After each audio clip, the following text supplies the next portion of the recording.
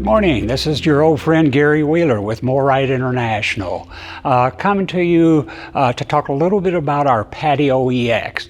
For those of you that don't know what the PatioEx is, it is an inflatable tent that goes on the ramp door of your toy hauler and gives you an additional room. What's really cool about the PatioEx is, as I said, it is an inflatable tent.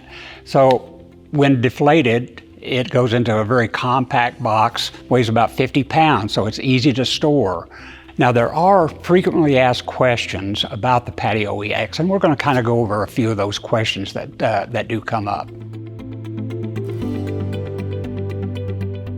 Well, the PatioEx is not a permanent shelter, and is not designed to be left up constantly. It is recommended that you leave this up for short periods of time, weekends or a vacation period. Anything longer than that could affect the longevity of your PatioEx.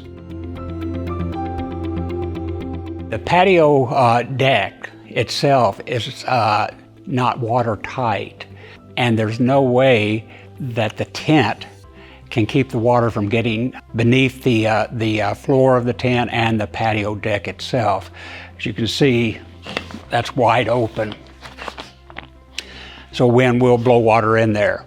And if you're just expecting a light drizzle, that should be fine. But if you're going to have a sustained heavier rain, you would want to deflate it and put it away and make sure it's dry before you do put it in the pack. Because just like a regular tent, if you put it away wet, it could mold up and will absolutely affect the appearance of it. Can I leave the tent up in heavy winds? Well, the straps for the PatioEx are rated for 60-mile-an-hour winds.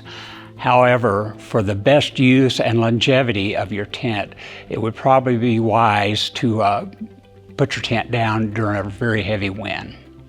Now, should you have any other questions regarding the patio, don't hesitate to give our customer service department a call, and we'll be happy to answer your questions.